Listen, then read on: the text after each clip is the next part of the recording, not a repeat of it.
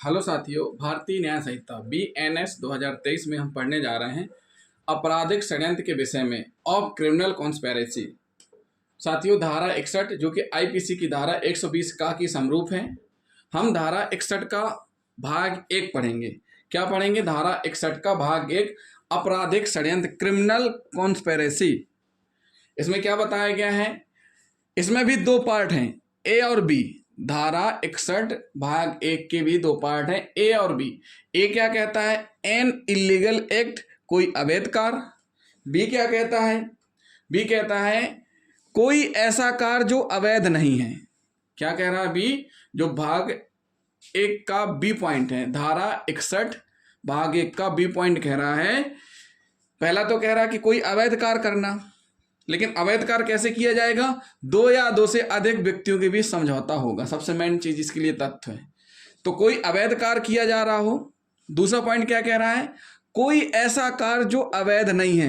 मतलब अवैध नहीं है इसका मतलब लीगल है।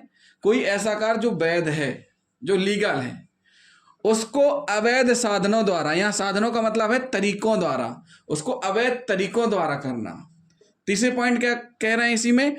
करने या करवाने के लिए समान उद्देश्य के साथ सहमत होते हैं, तब ऐसी सहमति आपराधिक षड्यंत्र कहलाती है।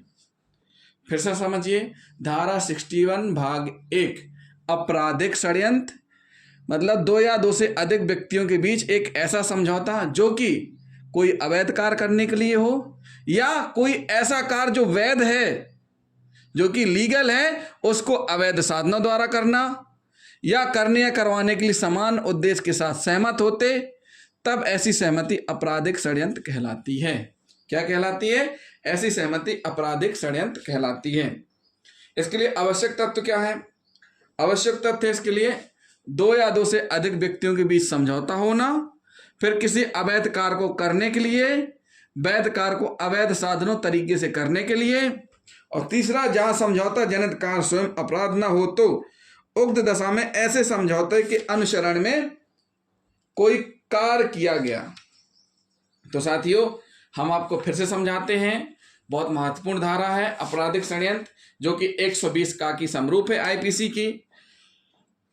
इसमें बताया गया है, स्पष्ट किया गया है कि दो या दो से अधिक व्यक्तियों के बीच समझौता, आवश्यक तत्व में दो या दो से अधिक व्यक्तियों के बीच समझौता हो, और ये जो समझौता या करार अथवा सहमति एग्रीमेंट किसी अवैध कार्य को, इलीगल एक्ट को करने के लिए किया गया हो, या वैध कार्य को अवैध साधनों तरीकों द्वारा करने या करवाने के लिए होना चाहिए। अपराध करने की सहमति के मामले में, जैसे हत्या करने की सहमति, केवल सहमति मात्र ही षड्यंत्रकारी को दायी करती है, यानी रिस्पॉन्सिबल बनाती है, और सहमति के अनुसरण में कोई अन्य कार्य किए जाने की आवश्यकता नहीं है।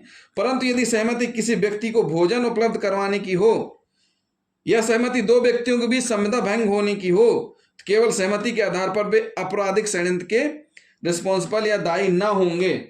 ऐसे मामले में सहमति के अलावा कोई कार्य, जैसे खुला, प्रकट या प्रत्यक्ष कार्य कहते हैं, उसके अनुसरण में उस सहमति के एक या अधिक पक्षकारों द्वारा किया जाना आवश्यक है।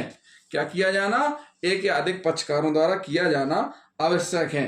मतलब सीधी सी बात है, क्या होना चाहिए? अवैध कार्य हो या वैध कार्य है तो उसको अवैध तरीके से किया जा रहा हो, ये कंडीशन है। किसी को भोजन उपलब्ध कराने की सहमति आपराधिक षड्यंत्र में नहीं आती है।